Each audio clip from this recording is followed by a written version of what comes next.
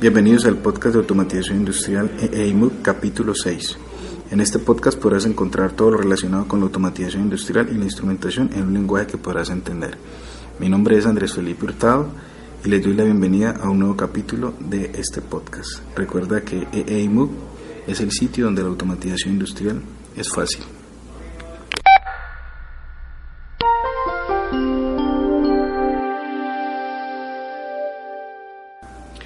Y en este episodio vamos a hablar de la gama de los PLCs. Ya estamos estructurando algunos conceptos y especialmente estas características que hemos mencionado, como los tipos de PLCs, la jerarquía que hay en la pirámide de automatización, también viene acompañada de algo que se conoce en el mundo de los controladores lógicos programables como las gamas. Las gamas de los PLCs, de nuevo hay que decirlo, es una clasificación que realizan los usuarios de estas tecnologías, es decir, todas aquellas personas que emplean, o me incluyo, empleamos los controladores lógicos programables. Hemos realizado esta clasificación para poder identificar las capacidades, las cualidades, la potencia de un equipo. Entonces, por eso hablamos de gamas. No se encuentra esta clasificación en las páginas de los fabricantes, es más una característica, un concepto que manejan los usuarios de estas tecnologías. Dentro de las gamas de los PLCs tenemos tres. La primera es la gama baja, luego tenemos la gama media y finalmente tenemos la gama alta. Entonces, esto lo podemos asociar fácilmente para poder llegar a entender toda esta funcionalidad a la pirámide de automatización. Si ustedes recuerdan, la pirámide de automatización, esa jerarquía, encontramos diferentes capas, diferentes niveles, y evidentemente en cada uno de esos niveles vamos a tener un equipo o unos equipos con unas características y funcionalidades, y están ubicados en esos niveles es de acuerdo a esas especificaciones. Entonces la gama baja, gama media y gama alta podremos en algún momento del podcast conectarla con los niveles de la pirámide de automatización. Hagámoslo un poco más sencillo. Comencemos entonces por la gama baja. ¿O qué hace que un equipo yo lo pueda clasificar en cualquiera de estas gamas? Hay unas características que van a hacer que ellos estén o pertenezcan a cualquiera de ellas. Características como el número de entradas que tiene el dispositivo, el número de salidas, los protocolos que maneja, la memoria que tiene disponible, la velocidad de ejecución de las instrucciones, el ID o la interfaz de desarrollo y la funcionalidad propia que recae sobre este tipo de software para programar o desarrollar las estrategias de control en los PLCs. Ahí he mencionado diferentes características. Entonces estas características hacen que un equipo esté ubicado en cualquiera de estas gamas. La gama baja, finalmente, y hay que tener cuidado porque a veces en los comentarios, y tal vez cuando esto no se enfoca adecuadamente, un comentario directo podría pensarse que la gama baja es un equipo que no es muy potente, y eso sería un concepto errado, porque el ubicarse en la gama baja lo que hace es que tiene unas especificaciones que lo ubican allí frente a otros modelos, frente a otras familias de equipos del mismo fabricante, pero no quiere decir que ese equipo no sea bueno, no sea potente, no cumpla con los requerimientos para el control de alguna automatización. Podríamos nombrar algunos ejemplos dentro de las marcas más conocidas. Por ejemplo, en Siemens, un equipo ya que está siendo reemplazado, pero un equipo que en su momento entraba en esta gama era el S7-200, que ahora en la actualidad fue reemplazado, descontinuado, sí no se está fabricando, pero ha sido reemplazado por un modelo que se conoce como el S7-1200. En cuanto a otro fabricante que podríamos mencionar, está Schneider Electric. En Schneider Electric, todo lo que es la familia Tuido son equipos que estarían considerándose en esa gama baja. Y tal vez mencionemos otro ejemplo con Allen Bradley, ¿sí? Que en el caso de Alambrale podríamos tener equipos como los Micrologis. Bueno, he mencionado algunos ejemplos con respecto a las 3 marcas que aquí en Colombia son tal vez las más fuertes, pero esta clasificación es válida para cualquier otro fabricante. Recuerden que un fabricante de controladores lógicos programables saca equipos en cualquiera de estas categorías. Entonces es importante tener en cuenta y tener claro que esa jerarquía me permite identificar cuáles son sus especificaciones y cuáles son sus competidores directos. Yo creo que el mejor ejemplo para que lo podamos comprender más aterrizado a conceptos de la vida cotidiana es lo que ocurre tal vez con los automóviles. Con los automóviles uno normalmente selecciona en una marca un tipo de modelo cuando va a comprar un carro, pero si va y busca en las otras marcas de carros, en ese mismo segmento va a encontrar un modelo de carro.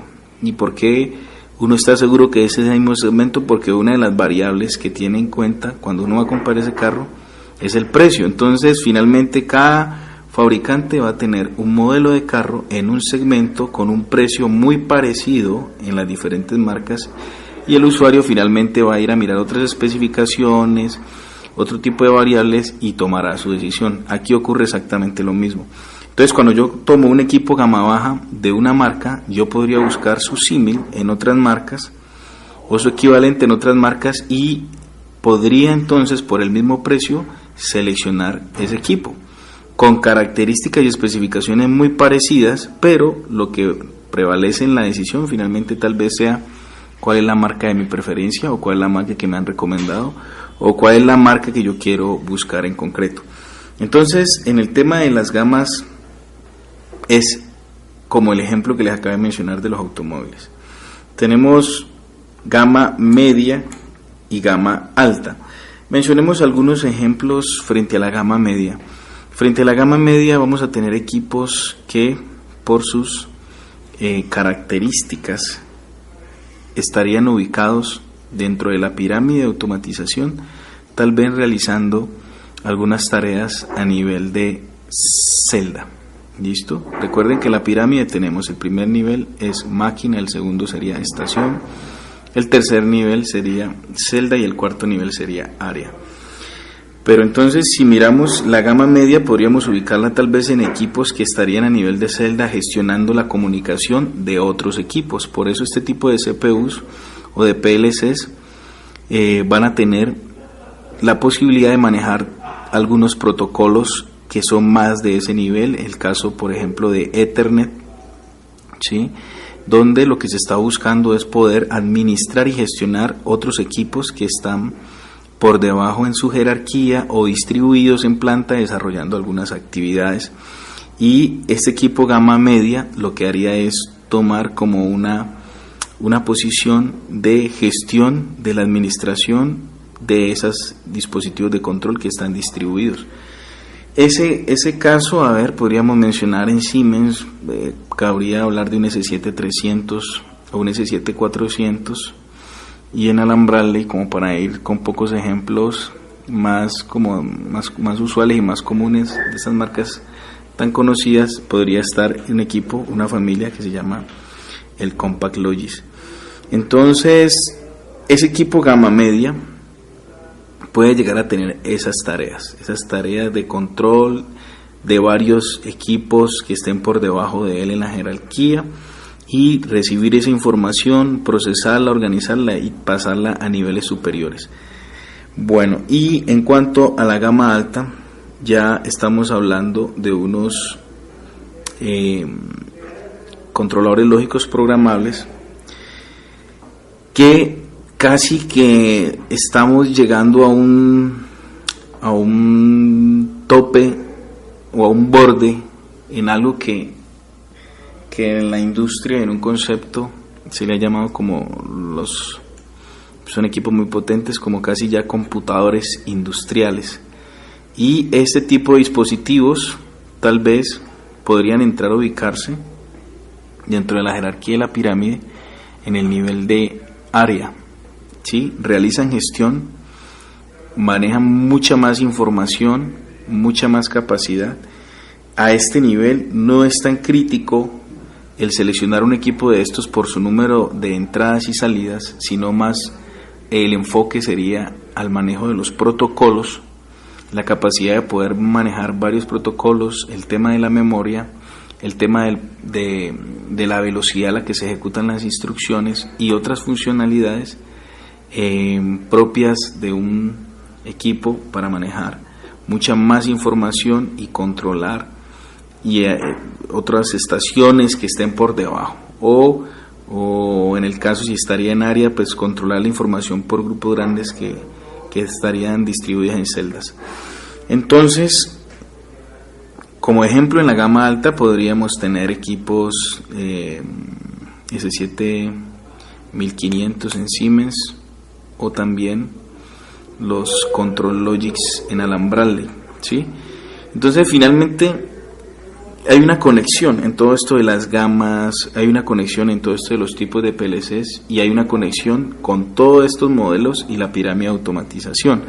Lo que pasa es que cuando somos usuarios de estas tecnologías no hacemos esa jerarquía de esa manera tan estructurada. Simplemente compramos el equipo revisando entradas, revisando salidas y tal vez las microautomatizaciones o automatizaciones medianas que tenemos nos lleven a que siempre estemos utilizando equipos en gamas bajas y equipos en gamas medias. Muchas de las ocasiones se dimensiona un equipo en la gama media y se revisa cuál es el proceso y cuál es el requerimiento y vemos que hay un mal dimensionamiento, es decir, es un equipo muy robusto, muy potente para lo que realmente está haciendo.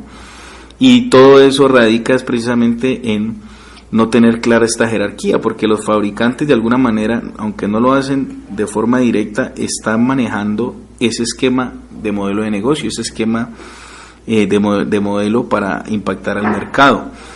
Entonces, ahí tenemos gama baja, gama media y gama alta y la conexión respectiva de toda esta clasificación frente a lo que ya habíamos mencionado en otros capítulos. Recuerden de todo esto que hay que tener como una recomendación, que hay que tener cuidado, y es cuando escuchamos esa palabra gama baja, no ir inmediatamente a asumir que el equipo está falto de funcionalidad o de especificaciones. No, es simplemente que en cuanto a esas variables que se mencionaron al comienzo, pues tiene un conjunto de posibilidades que no le permiten ir más allá para poder encasillarse en la gama media. Simplemente es eso, que lo ubican dentro de esa gama por sus especificaciones. Espero pues les sirva este podcast, que les da como un escalón más en cuanto a la fundamentación, y podremos ir avanzando cada vez a temas más y más técnicos, pero con la premisa y el compromiso de usar un lenguaje fácil de entender, que podamos rodear nuestro vocabulario de cada uno de estos elementos asociados a la automatización industrial. Entonces te invito a que me dejes un comentario en cualquiera de las plataformas en las que se transmite este podcast. Realmente me ayuda a posicionarlo. Cuando me dejas un comentario en iTunes, me ayuda a que otras personas en la plataforma de podcast puedan encontrarnos. Y también puedes dejarme tus comentarios en Spreaker y en la plataforma iVoox, que es realmente donde se aloja originalmente este podcast. Entonces nos vemos en una próxima emisión. Un saludo para todos, hasta luego.